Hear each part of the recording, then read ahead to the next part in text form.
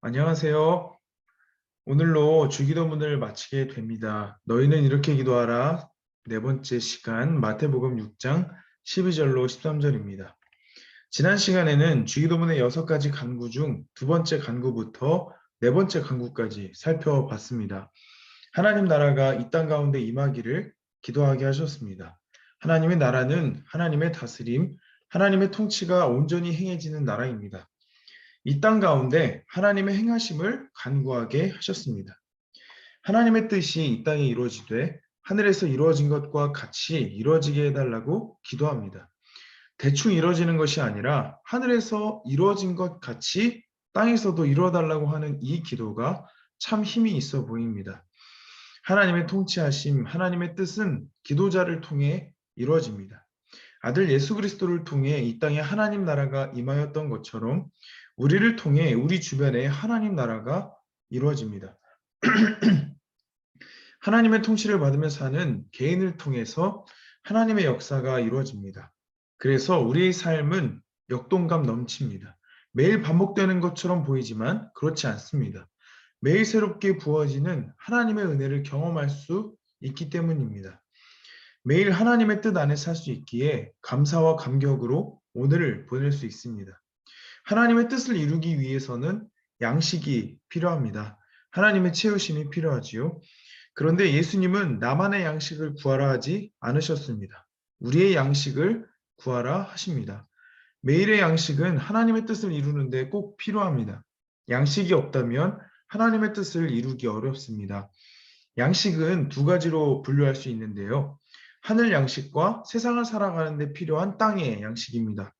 우리는 두 양식 모두를 잘 섭취해야 합니다. 하나님의 말씀의 양식, 은혜의 양식을 날마다 내 삶에 꽉꽉 채워야 합니다. 그리고 필요를 하시는 하나님께서 채우시는 땅의 양식을 감사히 잘 누려야 합니다. 잘 누린다는 것은 무엇일까요? 우리를 위해 사용함을 의미합니다. 하나님의 뜻을 이루기 위해 내게 주어진 땅의 양식을 잘 활용하는 것이죠.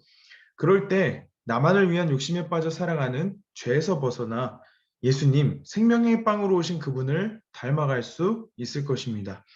오늘은 다섯 번째 간구와 여섯 번째 간구를 살펴보려고 합니다.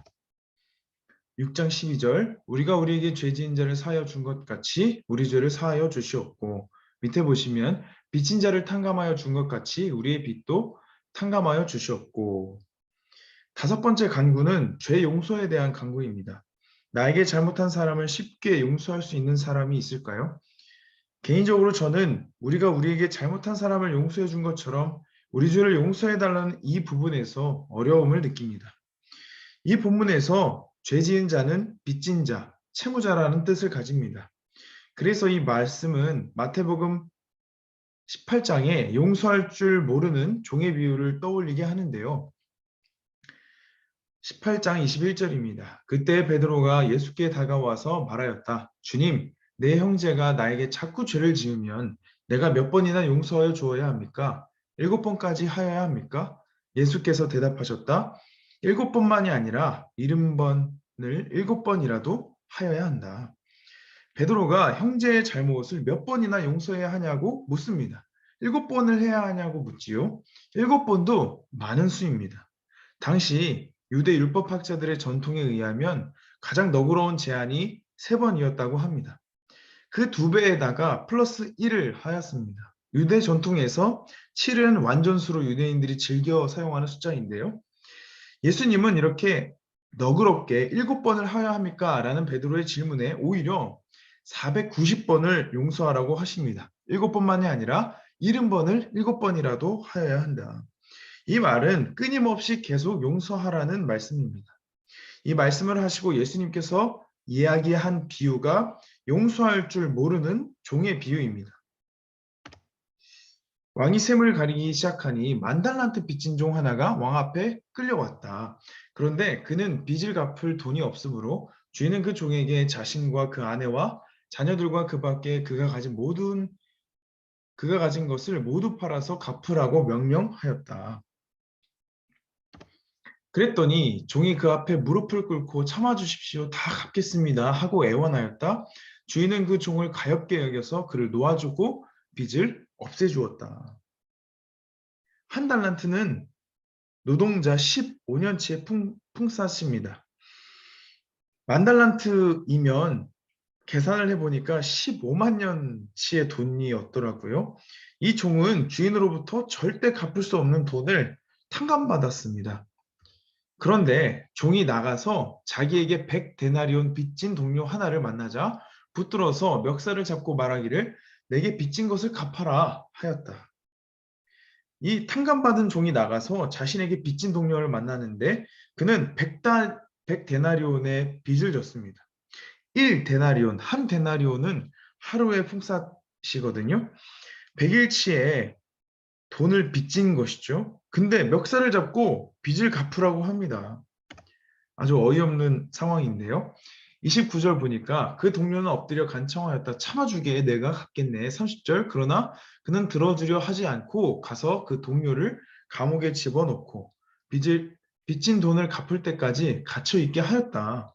다른 종들이 이 광경을 보고 매우 딱하게 여겨서 가서 주인에게 그 일을 다 일렀다. 동료가 간청해도 봐주지 않습니다. 감옥에 집어넣어서 갚을 때까지 갇혀 있게 합니다. 이 일이 다른 종들로부터 이 일이 주인의 귀에 들어가게 됩니다. 그러자 주인이 그 종을 불러다 놓고 말하였다. 이 악한 종아, 내가 애원하기에 나는 너에게 그 빚을 다 없애주었다. 내가 너를 불쌍히 여긴 것처럼 너도 내 동료를 불쌍히 여겼어야 할 것이 아니냐. 악한 종이라 부릅니다. 그 빚을 탕감받은 것처럼 너도 내 동료를 불쌍히 여겨서 빚을 탕감하여 주는 것이 당연하다는 것이죠. 주인은 악한 종이라는 것에 멈추지 않고 노하면서 그를 형무소 관리에게 넘겨주고 빚진 것을 다 갚을 때까지 가두어 두게 하였다. 빚을 탕감해주지 않고 자신의 동료를 잡아 넣은 것과 똑같이 하는 것이죠. 35절 너희가 각각 진심으로 자기 형제 자매를 용서해 주지 않으면 나의 하늘 아버지께서도 너희에게 그와 같이 하실 것이다. 이 이야기로서 베드로에게 하신 490번의 용서, 즉 매일의 용서를 해야 함의 이유를 예수님께서 말씀해 주십니다. 우리가 누구를 용서할 때 무한대로 용서해야 할 근거가 여기 있습니다. 우리도 역시 하나님께로부터 탕감받았기에 누군가를 용서하는 것이 당연하다는 것이죠. 우리는 하나님께 10,000달란트의 빚을 탕감받은 자입니다. 내가 하나님께 빚을 탕감받았다는 것을 아는 사람, 하나님께 날마다 잘못한 것을 용서받고 있음을 아는 사람이 나에게 잘못한 그를 용서할 수 있습니다. 나의 연약함을 아는 사람이 상대방의 연약함도 용납할 수 있거든요. 나의 죄, 나의 잘못에도 나를 용서하시는 하나님의 은혜를 기억하는 자가 나에게 잘못한 사람을 용서할 수 있습니다. 우리는 내가 용서받았다는 것을 까맣게 잊을 때가 많습니다. 그래서 예수님은 이 간구를 하게 하신 것 같습니다. 이 간구를 통해서 하나님께 용서받았음을 기억하고 동시에 나도 누군가를 용서해야 하는 책임을 갖고 있음을 알게 하는 것이죠. 매일 살아갈 때 영의 양식과 육의 양식이 필요하다고 말씀드렸습니다. 용서도 마찬가지입니다. 매일을 살아가면서 누군가를 향한 용서의 마음도 꼭 필요합니다. 용서는 풍요로운 삶을 향한 길입니다. 용서는 우리 삶을 살리기 위한 것입니다. 용서하지 않는 자의 표정은 어둡고 눈빛은 사납습니다. 10,000달란트의 빚을 탕감받은 자가 100다리온의 빚을 진 동료를 용납하지 않았을 때 그는 다시 10,000달란트의 빚을 갚을 때까지 가둬지는 벌을 받게 되었습니다. 우리가 우리에게 죄 지은 자를 사하여 주지 못한다면 그 사람은 하나님께서 베푸시는 용서의 은혜의 깊이를 깨닫지 못한 사람일 가능성이 큽니다. 그래서 우리 용서의 시작은 예수님입니다. 예수님의 십자가로 받은 용서로 인해 나도 용서를 시작할 수 있게 되는 것입니다. 용서할 수 없는 사람이 있으신가요? 혹은 용서할 용기가 나지 않으신가요? 그럴 때 우리는 더욱 기도해야 합니다. 주님께서 십자가에서 베푸신 용서로 나를 용서하시고 나도 용서할 수 있도록 도와달라고 기도해야 할 것입니다. 13절 우리를 시험에 들게 하지 마시옵고 다만 악에서 구하시옵소서. 나라와 권세와 영광이 아버지께 영원히 있사옵나이다. 아멘. 마지막 6번째 간구입니다. 시험에 들게 하지 마시고 악에서 구해달라고 간구합니다. 유대인들은 기도할 때 죄의 세력에 빠지지 않게 해달라고, 시험의 세력과 부끄러운 것들의 세력에 빠지지 않게 해달라고 간구했습니다. 유대인이셨던 예수님도 시험과 악으로부터의 하나님의 구원을 간구하게 하셨습니다. 우리 안에는 신앙을 잃을 정도의 큰 유혹도 있고 우리를 악한 길로 인도하는 사탄과 악한 자들이 존재합니다. 그러한 길에 들어서지 않게 하시고 하나님을 향한 길로 들어설 수 있도록 간구하는 기도입니다. 제자는 악한 길로 가지 않습니다. 말씀을 길로 삼아 걸어갑니다. 주님 사신 그 길에 동행하는 자, 주님을 닮아 살아가는 자가 제자입니다. 이 모든 것은 하나님의 행하심, 하나님의 은혜로 가능합니다. 하나님을 따라가는 것도 하나님의 은혜로 가능한 것이고 하나님의 제자가 되는 것도 하나님의 은혜로 가능한 것입니다. 그래서 마지막에 하나님께 영광을 돌리는 나라와 권세와 영광이 아버지께 영원히 있사옵나이다 라고 기도하는 기도문이 있습니다. 모든 영광과 찬양을 하나님께, 모든 감사를 하나님께 돌려드리는 것이죠.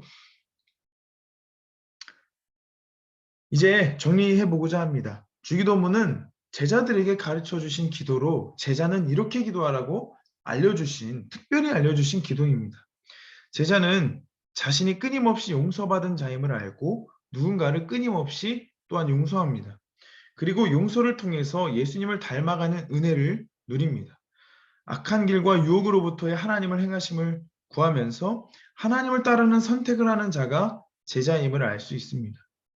이 주기도문에서 계속해서 반복되는 패턴이 있습니다. 하나님의 행하심과 우리의 책임입니다.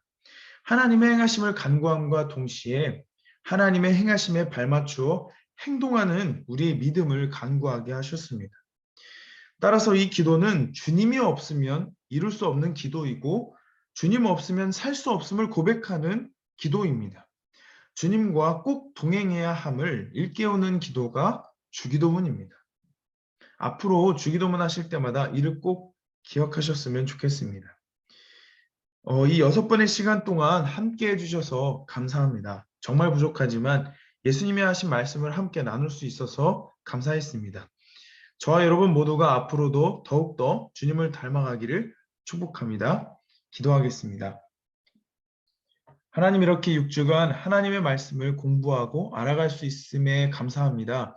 하나님, 우리가 이렇게 공부하고 알아간 말씀이 우리 삶에 깊이 뿌리 박혀 열매 맺을 때까지 실천하기를 멈추지 않는 우리 믿음의 사람들 다 될 수 있도록 인도하여 주옵소서. 감사드리며 예수님의 이름으로 기도합니다. 아멘.